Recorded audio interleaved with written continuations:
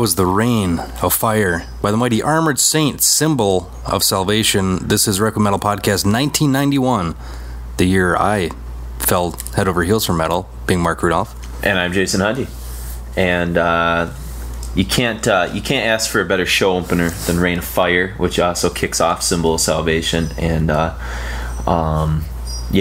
91 is a pretty strange year indeed.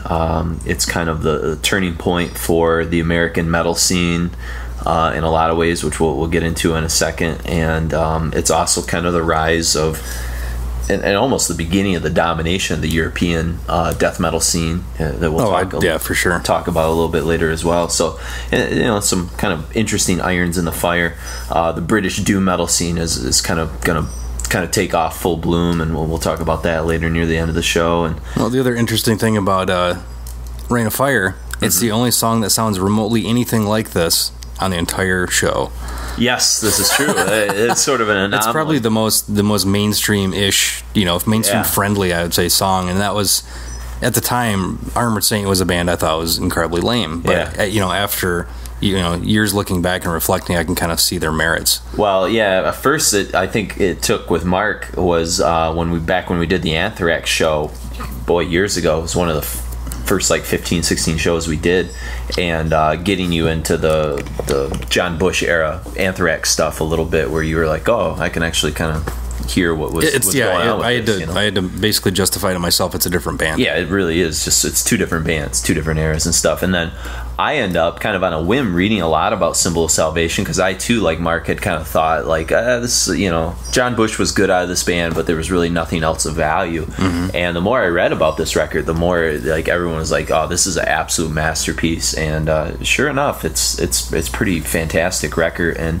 the story behind it's pretty interesting, kind of tragic. The guy who wrote most of the music, one of the original guitar players, died. I can't remember. I want to say it was right before it was released, wasn't it? Well, it was before it was recorded. Before they went to record it, and so then they basically, it took them 3 years to get this whole album basically together the way that they were sort of satisfied. And Dave Jarrett actually recorded it, who went on and did stuff with Jane's Addiction and did some bigger records, I guess. I think that's why it seems kind of like a piece out of time as well. It's, it comes out in 91 when it really should have probably come out in 88, 89. Back when it would have sort of probably made a bigger thrash metal kind of would have had a bigger impact indeed. So, but it's kind of a weird way of opening in a sense, because it is sort of an anomaly. But the anomaly about 1991, if we're talking kind of history here, and trust me, 1991. This is, if you've been counting down, this is the third, I guess, most greatest. Starting to sound like Sean Hannity. Year, the third most important in our frame of reference. Yes, year of metal, and it gets tough. These top four, bottom four, I guess you should say, got really kind of tricky, and so between this and the top two, we did a lot of, a lot of back and forth. Let's just put it that way. Him and Hawn, and But some other records that sort of came out in the American scene, and we'll talk first about the American scene and then kind of work our way towards Europe. But, this was a year that saw, Overkill's Horoscope, which is kind of another, late thrash classic, that had it been released maybe a couple years prior, I think people might have appreciated Overkill Horoscope a little bit more. Horoscope did really well though too. Yeah, but because again, there's those hangers-oners, sure, yeah, that didn't want the scene to go, wasn't jumping, glomming onto, things like Pantera or anything else that was kind of turning in different directions. So and that's a good point to make, because in a strange way, this is sort of like we have just seen the peak of thrash in 1989, 1990 with some kind of thrash metal epic classics like Seasons of the Abyss and Rust in Peace, mm-hmm. and Persistence of Time and things like that. And then you're also seeing kind of the death of cock rock, and we'll talk about that in a moment. So it's a really kind of a transitional year in the American scene, indeed, and that's why we want to start off with something as strange as Armored Saint. Well, and grunge pretty much took the wind out of the sails of cock rock and thrash too. I should say there's four kind of big records that we should mention, and we're not playing anything off these four records, but I think these four records really changed the entire decade of 1991. One, I guess I'd start with the least important, would be Skid Row, Slave to the Grind, and the only reason I mention that is it debuted at number one. And that was sort of an anomaly at its time for something as heavy as Slave to the Grind to enter the Billboard charts at number one. Mm-hmm. I think it signaled in a strange way that, like, maybe the American scene was ready for something heavier. And then kind of on the heels of that, Metallica Black record comes out, and that really just the floodgates mainstream are sort of acceptance pouring. for heavy metal. And then you had the Guns N' Roses Use Your Illusion records 1 and 2 put out this year, which is sort of like the, it's almost taking the essence of like the 80s. I don't want to say cock rock, because Guns N' Roses was better than that stuff in a way, but it took like all the excesses of the 80s. Well, they took like the good things of Motley Crue and records full of just excess. Like everything we possibly can pour on you, and people loved it. They absorbed it, but it felt like those records were out for like 3 years. They were like singles just constantly coming off of it. And then of course the notorious record that some metalheads blame for a lot of troubles, but I say it was reproductive and rebirthing in a way, and that's Nevermind from Nirvana was released this year too. And so I won't go into all the stuff that record did, because we've already talked about it before. But then a couple other kind of non-metal-y things that sort of like really make this a strange year too is you have My Bloody Valentine, Loveless, Slint Spiderland, and a favorite of yours, which is Ned's Atomic Dustbin. Godfather. Yeah. One of, I think, it breaks down all barriers. As far as people that like cool record. Like rock music and, indie rock, pop, anything. And I think Loveless and Spiderland do the same thing, and those have incredible influences, especially on like the British scene and the doom scene, like the Catatonia, the Anathemas, etc., etc. And then one other weird sort of anomaly I should mention is this is the year that Anthrax's Bring the Noise comes out.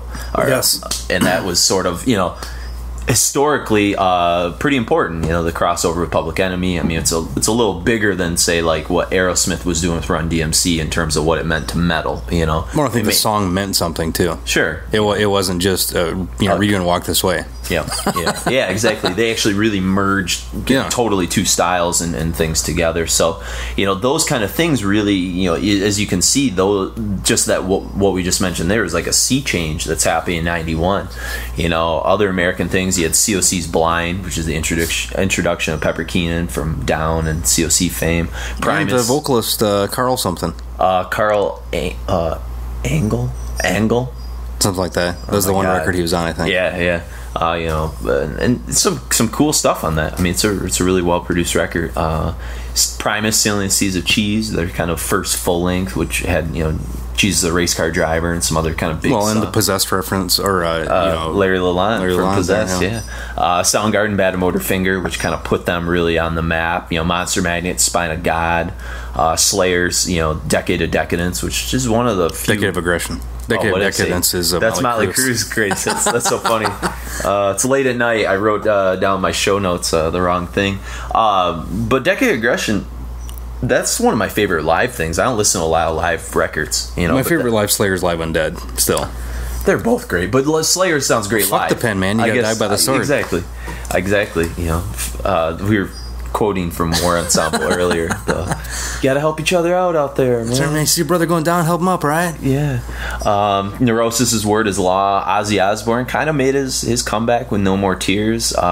Cancer put out Death Shall Rise. Malevolent Creations, 10 Commandments. Immolations, Dawn of Possession. Really solid record. Yeah, great. Again, if we had 20 extra minutes, it probably would have been one of those records competing for a song in there. Iced Earth, Night of Storm Rider, Dark Angel, Time Does Not Heal, Prongs, Prove You Wrong, the kind of really the debut in a way of Typo Negative, Slow, Deep, and Hard, and then Cannibal Corpse, Butchered at Birth. So there's still a lot of things kind of happening in America, Well, and this was, as kind of like all-inclusive as it seems like scenes are nowadays, as far as like you don't necessarily have the kids that just listen to rap music. It's not so divisive as it was back in the day. But things were really genre-fied at this point. It was, but in the 90s, at least, hanging out with, we'd be riding around on skateboards listening to Ice Cube, Carcass, Mordred. Yeah, it was across the board, anything that was remotely, heavy. It didn't have to be, edgy, guitar almost, heavy. Or Public Enemy, a lot of this stuff. It totally made sense to listen to all this stuff together. Yeah, and this is when that sort of, that kind of 80s stigma of punks and metal kids can't hang out, rap fans and metal fans can't hang out. All the walls kind of fell down. All that stuff is starting to crumble. Yeah, and I think it came down to attitude more than anything. There wasn't about these guys play hard rock and we play rap. We perform rap.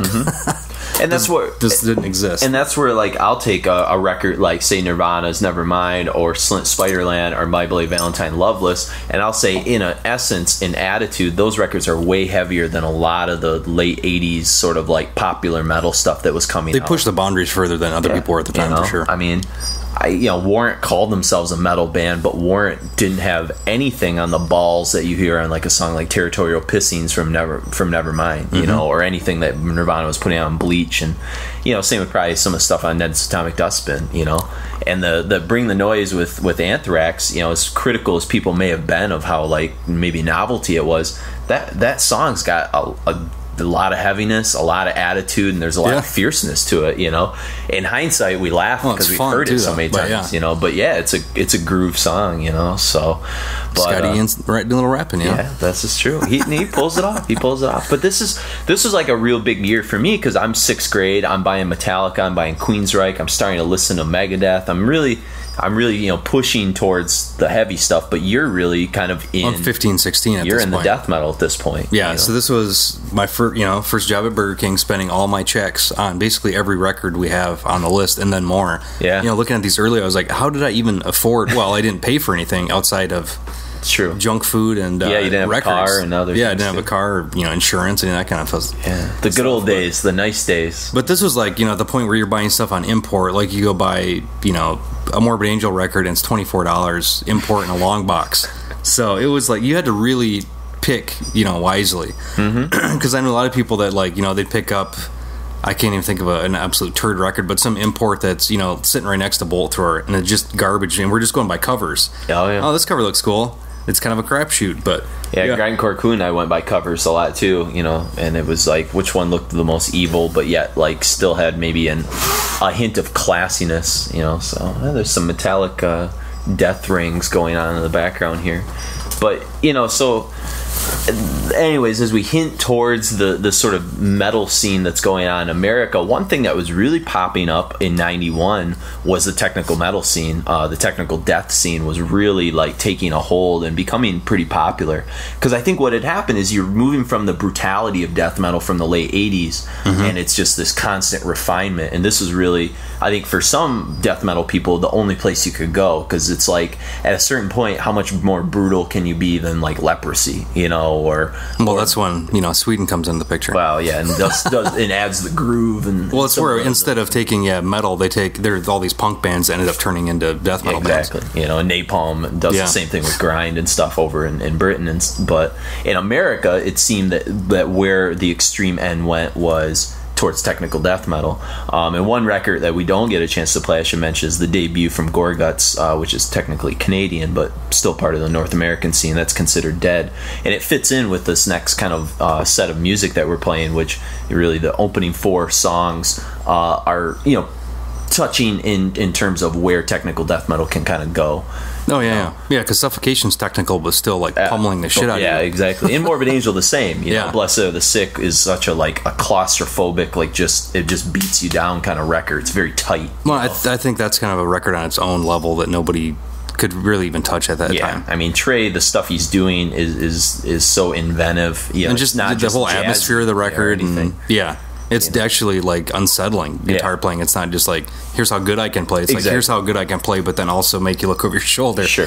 And speaking of how good he can play, Atheist's Unquestionable Presence was put out this year, and this for sure is one of those head turners. I think I'm sure if we had been a little older and we had maybe been listening to death metal since like 87, and then you all of a sudden get your hands on this or Death's Human record, you're all of a sudden like, whoa, like it just went up a whole nother notch in terms of technicality, let alone the brutality that you hear in the Suffocation and Morbid Angel tracks that we're going to hear as well. But just from a standpoint of integrating the jazz and just some of the arrangements, and I think Atheist kind of pull or draws more from thrash than from old death metal for sure. Yeah, I mean, even the vocals are more kind of raspy, almost like Bay Area sounding stuff. And some of the breakdowns that you'll hear in And the Psychic Saw, I mean, are just definitely kind of out of that traditional thrash scene, But they seem to pull it all together, and then the band that will kind of be the last evolution that made any sort of sense. And I know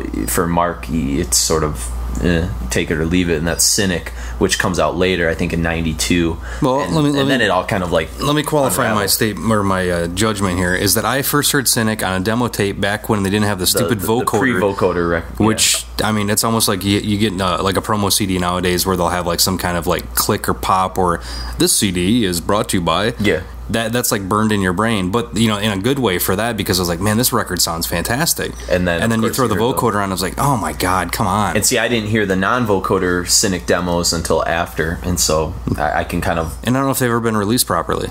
No, I got them off Blogspot stuff, so I'm sure hopefully one day, maybe the ultimate edition of Focus will come out someday with all that stuff. No, it just came out not too long ago. Yeah, but they did like re-recordings of songs and stuff, which wasn't really much of anything. They're milking it now. But that's a whole different year. I don't want to talk about Cynic. So we got Atheist on the way, an Unquestionable Presence. This is a Hall of Fame record, Decibel. It stands on its own, and the Psychic Saw is kind of a fun, groovy, catchy tune here. When we saw them last. Year before last. Yeah, Metal Fest. At Metal Fest, they were fantastic. Yeah, they're really Death Fest. They're really good for we thought they could be like a whole hot mess. With technical death metal, you don't know how it's going to come across. Oh yeah, but I mean, like even Gorgut's live sounded unbelievable. Yeah, Luke was pretty tight. I mean, even though he had a fanny pack on, cool present. I was still digging it. I think French Canadians can get away with the fanny pack. Probably. Just as long as you don't do it in any British Commonwealth countries. Well, that's where you keep your flannel when you come down to the United States. Well, because fanny means it's a derogatory statement for female genitalia in England. So if you walk around and say you got a fanny pack, it kind of rubs people the wrong way, or they you have a hip pack. Cautious looks. But then we got Death's Human, which Chuck started hinting on spiritual healing, that he was going to take things in a better more well, tight speaking direction. of Cynic, we got half the band here exactly. too. Who we got on this? We've got Reinhardt on drums and guitar player. Can't think of his name now. Oh my gosh, Paul Masvidal. Paul Masvidal. And then DiGiorgio on bass. I mean, this is an all-star lineup. Yeah. So, and then we got Suffocation. Lack of Comprehension. We're going to be playing from Human. And then we got Suffocation's Effigy of the Forgotten with Involuntary Slaughter. And then a Morbid Angel track for you that we'll talk a little bit more when we come back. And then a little surprise at the end for you. So enjoy Atheist, Death, Suffocation, Morbid Angel, and something else. Whew!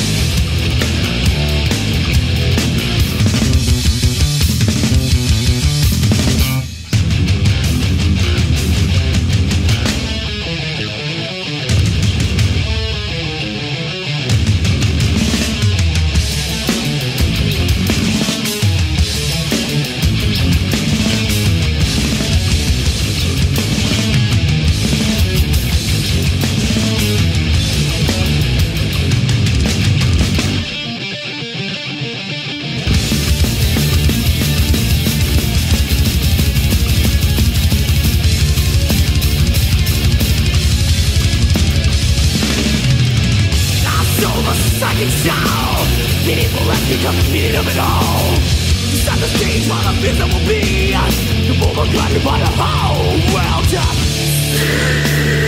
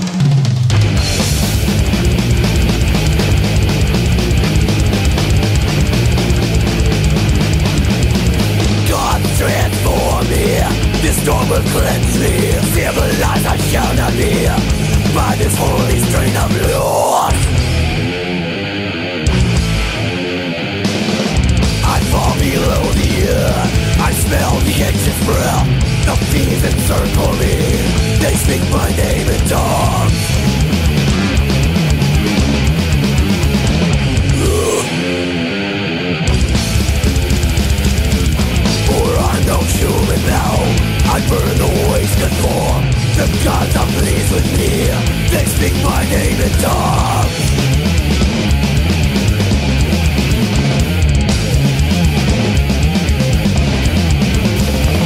I'm the seer. I know the text divine thunder words. Demons race into my eyesight.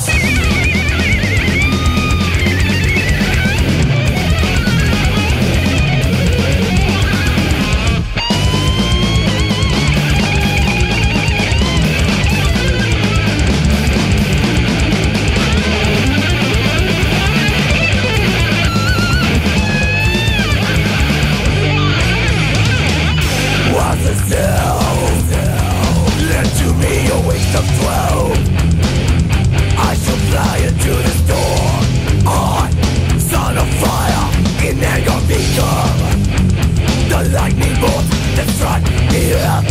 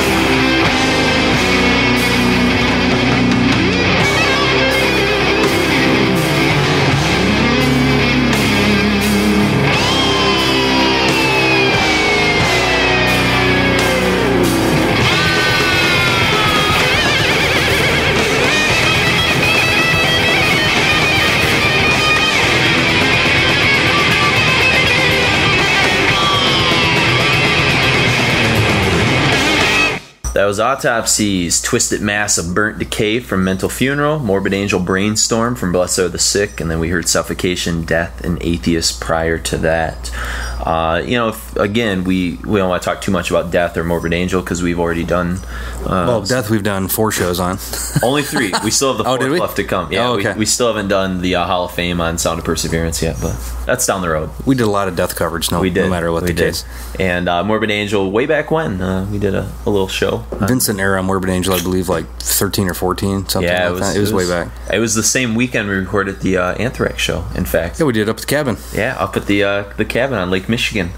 But Autopsy, getting into that stuff, Autopsy was a different breed of American death metal. It was almost the exact opposite of what the rest of the American death metal scene was doing. It was the opposite of Death and the whole kind of Florida thing that was going on for sure. I mean, they were more I mean, on the surface they seem sloppy. There's more doom elements to it, but really it's a little sludgier. It's sludgy, but as far as like the way it's orchestrated and put together is like way more complex. On further listening and more examination. And I think a lot of the people, and especially like the dudes from Dismember and Entombed for sure heard what Autopsy was doing with a couple of their earlier records and demos. And Dismember for sure is the total kind of I'm spacing out because it's late at night. I was thinking of the like the protege of of Autopsy. You can hear so many Autopsy isms, I guess, in Dismember later on. Not so much on Everflowing Stream, but kind of further on into their career, a little bit riff wise. But that's almost the Swedish tremolo riff. We start hearing that in Autopsy. A lot of the Autopsy stuff. Yeah, almost even the tone. Like I think the tone is or like the Boss heavy metal pedal guitar tone that what was it, Leaf from Kuzzler from Nihilist, kind of brought that to it. But a lot of that stuff I think came from Repulsion, Autopsy, Death, like early Death, a lot of that stuff, for sure.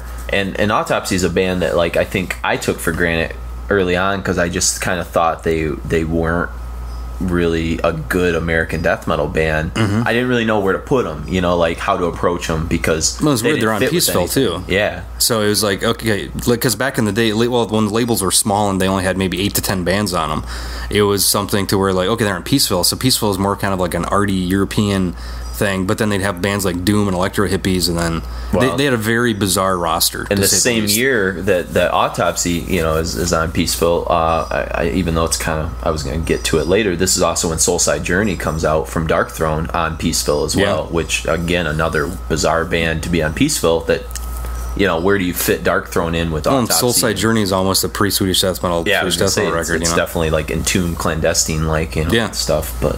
But yeah, so Autopsy's a band that I've really, really grooved on the last couple of years or so, and went back and picked up most of their back catalog, and I would say they're one of the top 2 or 3 bands that I remember seeing at Maryland Death Fest in terms of totally, just the impact they had. Even going by Shit Fun, exciting the crowd. By Shit Fun, but don't look at the cover. Yeah, exactly. Even some of that stuff sounded good live. And it really, really sort of fit together. Maybe the crowd pleaser of the weekend, in terms of like the energy of the crowd, and it was at night, so everyone, it was like the main kind of. And I had for one, that was like a band that slowly has kind of built up cachet in my kind of musical history knowledge and everything lately, so it was like that was just huge to see them because I never saw them back in the day. I don't know if they even really toured that much outside of the West Coast. Well, and speaking of, they had a huge influence on the European scene, and a trio of bands that we're going to get into next, Dismember, Entombed, and Grave, definitely carry the spirit of Autopsy, that sort of warm, punky, groove-laden kind of sound that defines this whole Stockholm Swedish metal scene. But before we get into talking about those, I just want to mention a couple other things happening in Europe that we won't have time to play. But Sweden, a lot of things were happening in Sweden, as we'll mention in a second. But you had Tiamat, Astral Sleep, At the Gates, the debut EP, Gardens of Grief. Also in Sweden, you had Unleashed, Where No Life Dwells, kind of part of the holy foursome of Stockholm in a way, like in terms of that the kind of sound. I think the only thing, they had the artificial separation of labels. Yeah, because Dismember ended up putting out like an Everflowing Stream a little after Left Hand Path. Well, and it was on Nuclear Blast. It's on Nuclear Blast. On Century Media. Entombed's on Earache, and then Grave. Well, Grave was on. Grave was on Century Media as well. But speaking of Century Media, real quick, while we're on it, In the Eyes of Death comp I got to pick this thing up in 1991. Bought every single album on it, and I think that's one of the last compilations I've ever done that with. Yeah. But it was just like one band. Every band was completely different, but just completely unbelievable at the time with our limited frame of reference of this stuff. Yeah, this thing rivals War Comp and the other compilation that we did. Projection of Stained Mind. Yeah. In terms of just like classic. Projection's a little weird. It's more of a historical document. Yeah. But I mean, this has stuff that has not been released anyplace else as well. It actually has stuff that's been on the and some of the stuff that it's putting out are records that I was going to mention. But Unleashed, Asphyx, Tiamat, Morgoth, Grave, and even Loud Bless from France. Yeah, but so Morgoth's Curse came out this year. Asphyx is The Rack. Gorefest, Mind Loss came out. Samael's Worship Him. Coroner's Mental Vortex. So a lot of different things. And then black metal is starting to like kind of, it's bubbling to the surface. You had the debut of Dark Throne, which was more of a Swedish death metal record than anything, and Bathory's Twilight of the Gods, which is sort of their entryway into like kind of crappy keyboard laden Viking metal stuff that's not really very interesting. So but the cool stuff happening in Europe. Okay, back to Stockholm. We've talked a lot about the Stockholm scene. If you listen to our Entombed Hall of Fame Left Hand Pass show and our Dismember show that we did quite a ways back, and so of course it's defined by the warm sort of sound, the boss pedal that Mark was making reference to before, and these three bands I think are the best torchbearers of that sound. Dismember, Entombed, Grave. There's a lot of they're three very different torchbearers of this. I mean, Grave kind of predates everybody. But because they basically what came was their from, name prior to Grave was I forget now. It was in the Swedish death metal book. They talk a lot about it. I forget now. But they basically the three dudes that were in that is Jürgen Safstrom. Oh God, I'm totally Jens. Okay, there's three dudes in the band. It's late. You can look it up on Wikipedia or something. But they basically lived in this little island. Oh yeah. Okay. Off the coast. So they were kind of like working in their own little microcosm. Yeah. And I know I forget the whatever the band was previously to that, but it's basically I think it was mostly the same guys in that band, and they kind of like blew everybody away by like putting out this like what the hell is this, like as far as being sludgy, kind of slow, but yet at fast bits, and just the vocals. Well, Into the Grave, their debut record that comes out is got to be one of the heaviest records ever that was put out in terms the way they of absolutely the bass heaviness. And they captured the guitar. Yeah, I don't know. Oh man, it's just so deep, everything about it. And then Dismember, of course, is formed out of the kind of the remnants of Micah Mott's Carnage. Mott leaves, goes to Carcass, which we'll probably be mentioning Micah Mott and Carcass a little bit later, I would imagine. And then, of course, they were Dismember, then formed Carnage, then went back to Dismember. Yeah. And then Nihilist, of course, becomes Entombed, and Johnny from Nihilist goes and forms Unleashed. So they're all part of this crazy stuff, and you should just read Swedish death metal, and it makes a lot more sense than what Mark and I are probably talking about right now. Well, I think the reason why I think Like an Everflowing Stream holds up so well for me personally is that it was, if Left Hand Path was recorded that well, like this was the first Swedish death metal record that I think was captured 100%. It's sharp. You know, I mean, just it cut through you, especially that opening riff, Override the Overture. Just really cuts right through you. And the song we're going to play here, and So Is Life, you start to hear some of the twin lead melody hints that the Iron Maidenisms that they really start to explore on later. It's almost kind of their epicness, like the song Left Hand Path, the Phantasm kind of riff. But.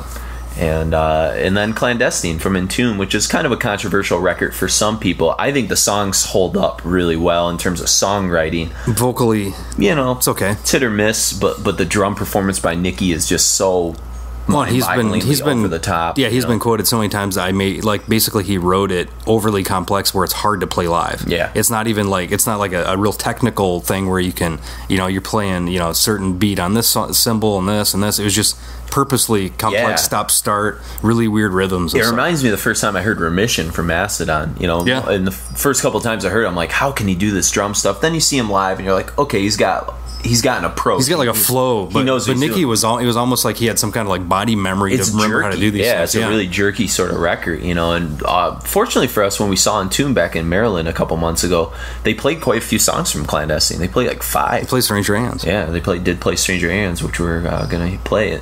And Stranger Hands, people could hear this prior to Clandestine on the Stranger Hands EP, correct? Mm-hmm. Yeah. So, which featured like Dusk and Shreds of Flesh. Yeah. So Dusk and Shreds of Flesh are two of their faster. Yeah, and they played Shreds of Flesh live. Did they? Yeah, it was awesome.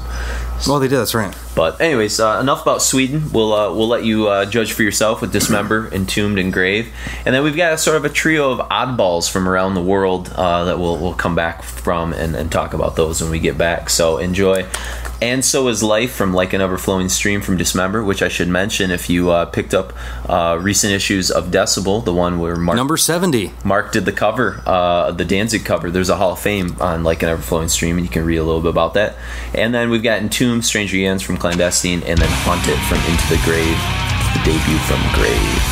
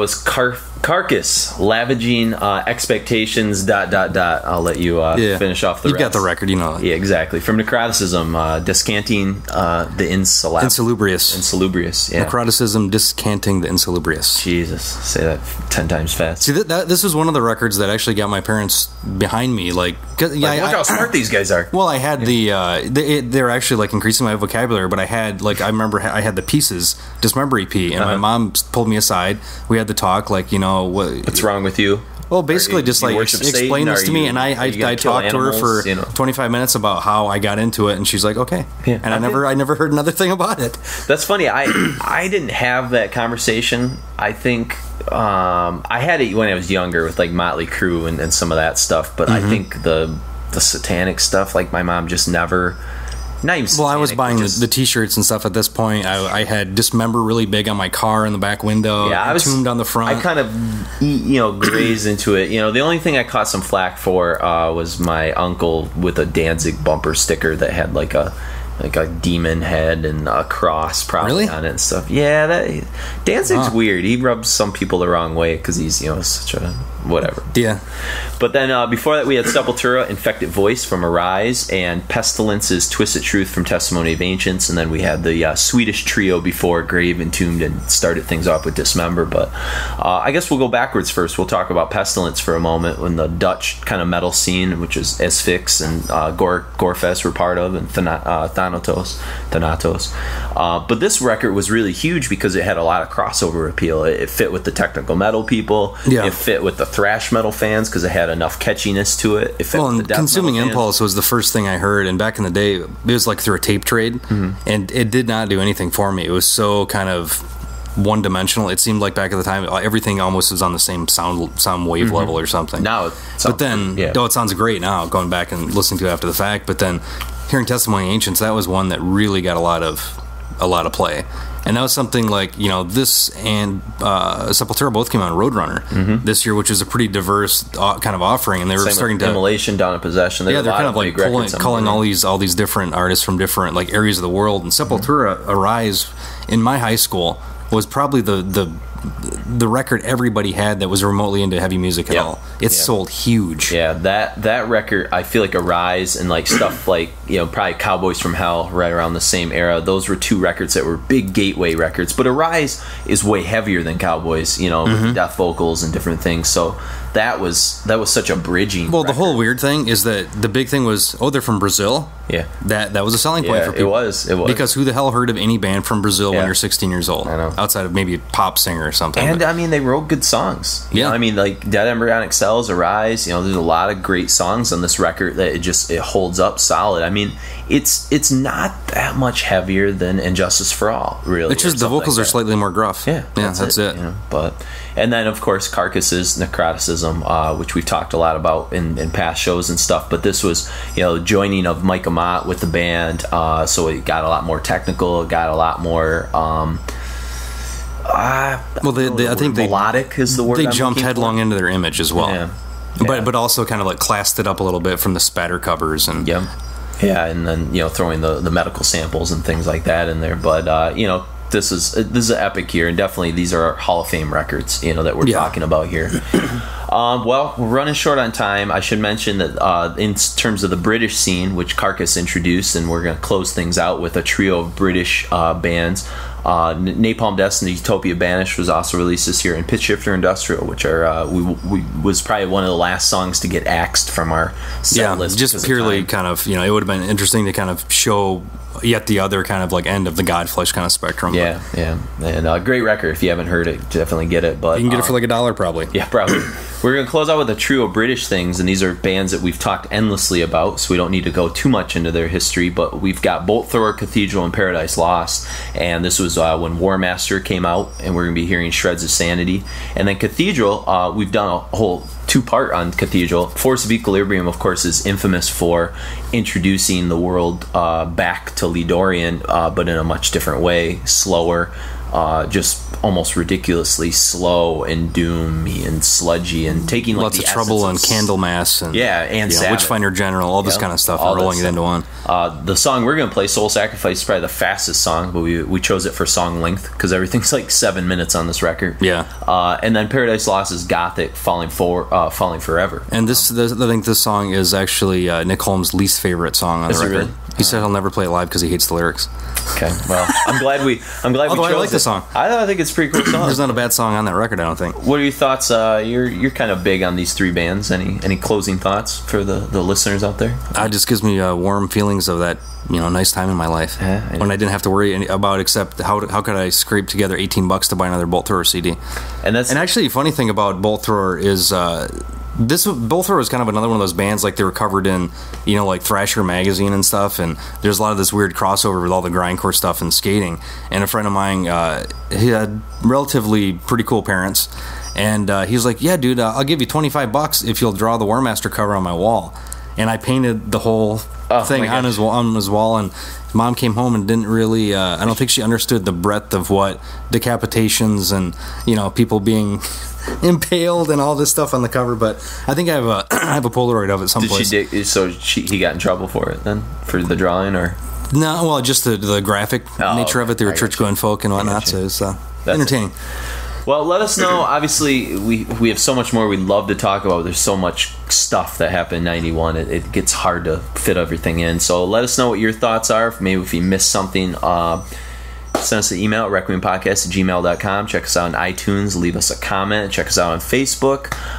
Go to the website, requiempodcast.com. And if you would like to, there's original artwork. You can also help us out by giving us a donation through PayPal to help us with our operating costs. Mugs, T-shirts, all kinds of different things up there. Which have been selling. Yeah, cool. Yes. Cool. We have a little bit in our coffers. I need to make some new T-shirts is what I need to do. But that one's pretty cool. But anyways, we've got Bolt Thrower, Cathedral, and Paradise Lost to close things out for the third most crucial year in metal history, in our humble opinions. And I am Jason.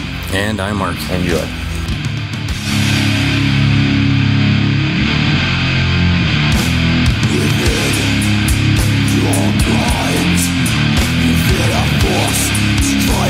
To gain control, it burns deep inside.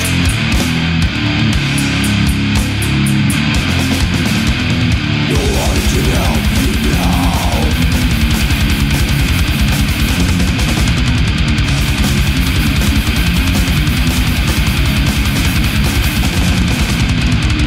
Try to focus on reality. Feel your mind slipping. Outside air of composure, inside your screaming, inside your screaming.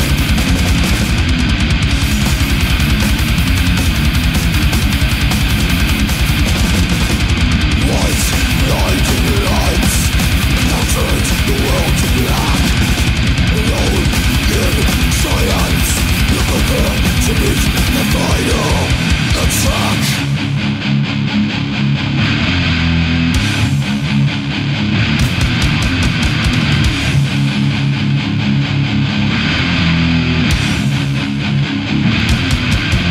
Your mind's out of control. A psychological disease. Your greatest fears envelop your mind, infected with torment. Now totally insane. You can't remember your life before. A final fade of hope as you pass with the shreds. The shreds of sanity. The shreds of sanity. You cannot hide the fear. Confusion is also real. You enjoy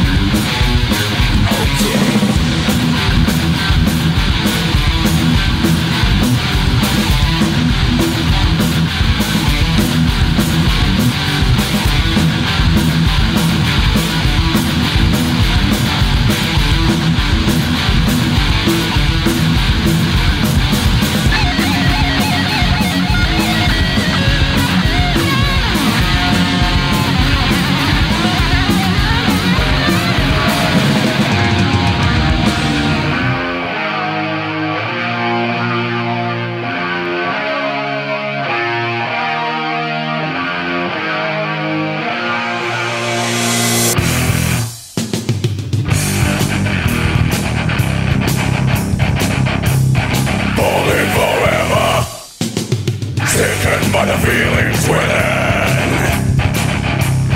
loving at my vein, my vein.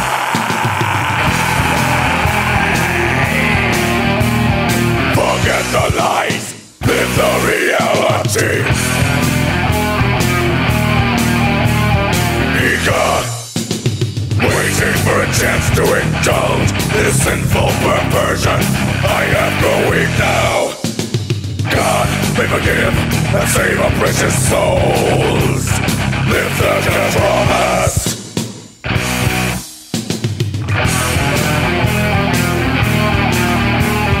Forget the lies, live the reality.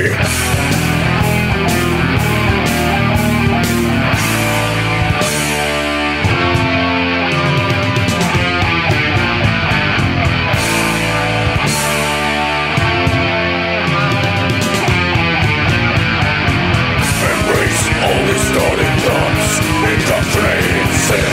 In this hour of the love is lost, disruption begins.